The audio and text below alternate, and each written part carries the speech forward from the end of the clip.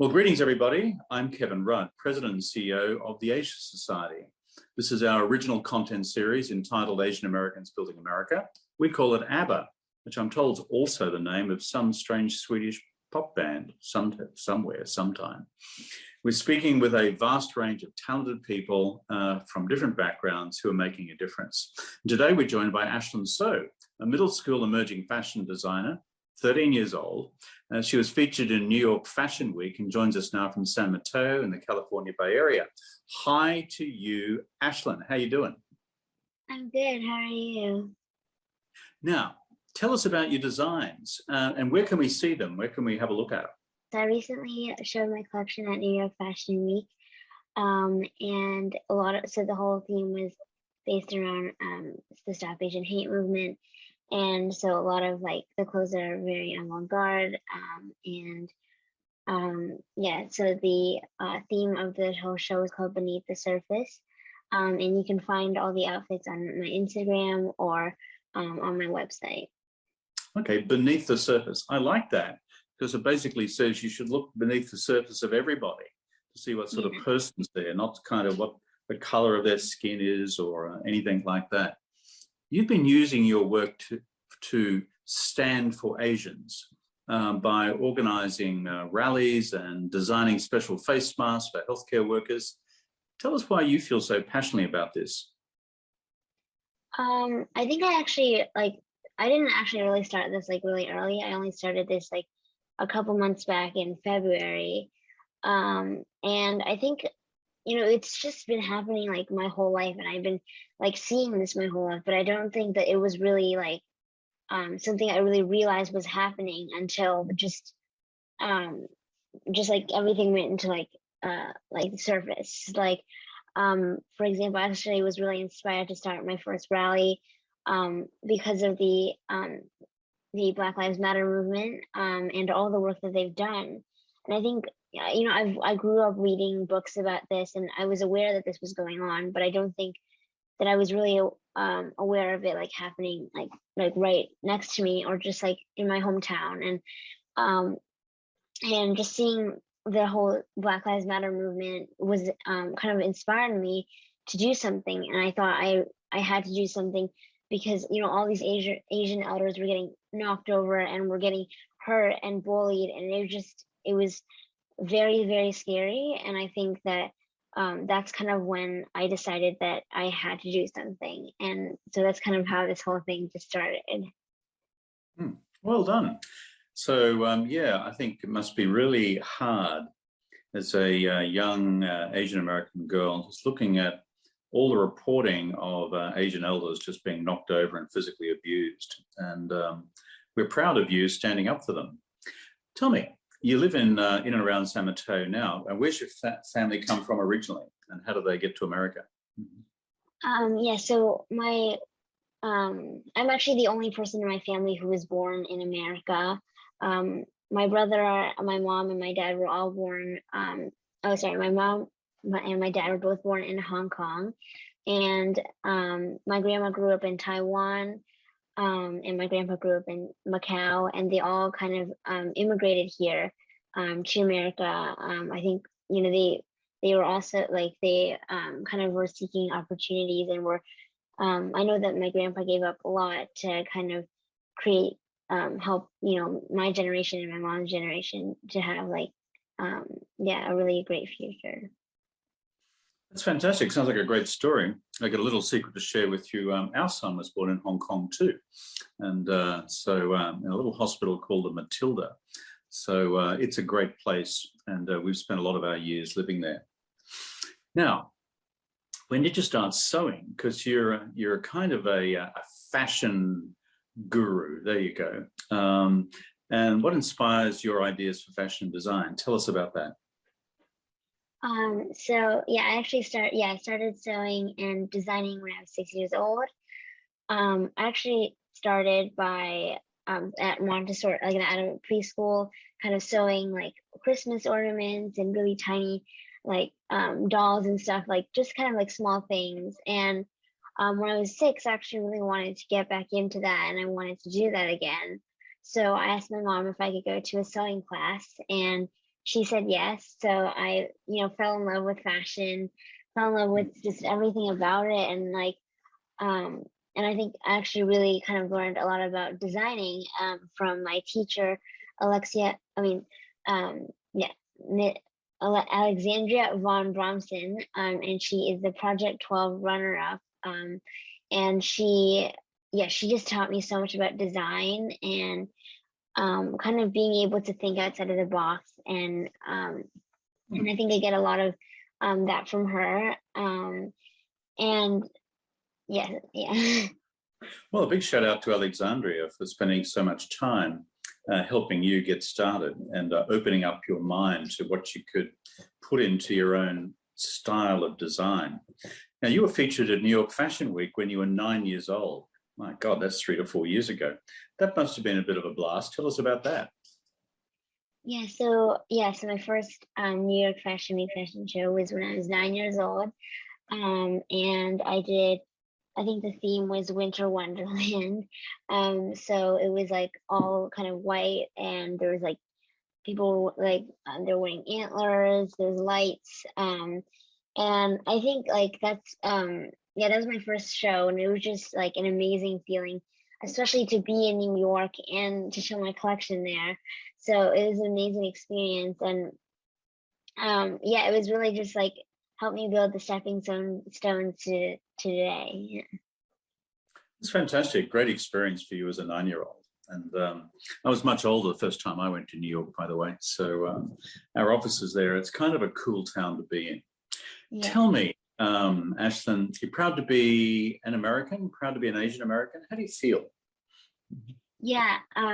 I definitely am proud to be an Asian American.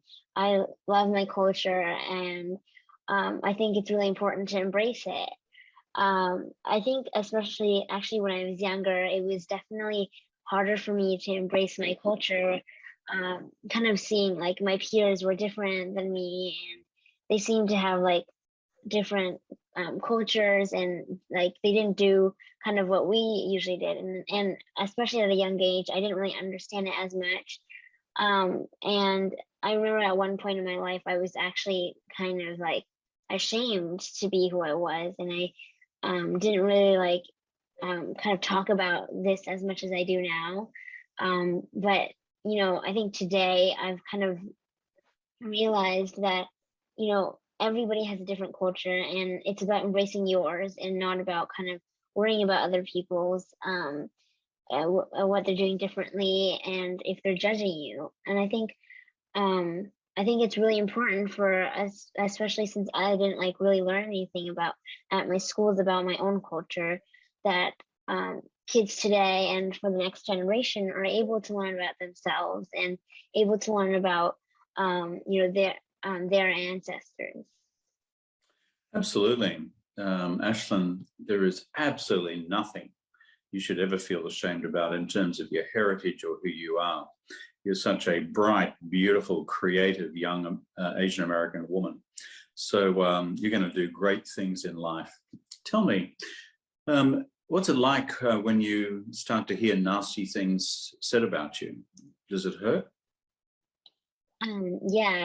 It does definitely hurt. Like listening to, or just like knowing that people are talking about me, especially behind my back. I think that definitely hurts. And like seeing like people like look at me differently or treat me differently, it's definitely something that I see happen, and it definitely hurts me. And kind of also seeing like other people get hurt who are also part of my culture, who or just anybody who's getting hurt because of their culture does also hurt me, and makes me kind of empathize with them and kind of think about what if I was them, what would I do, and how would I feel, and that's kind of like and I think that's kind of also what inspired me to do this too. Just thinking about other people, because I didn't do this like starting from like my own issues. I think I really wanted to start this after seeing other people get hurt and all of what was going on with them. Yeah, it's empathy is one of the great human virtues.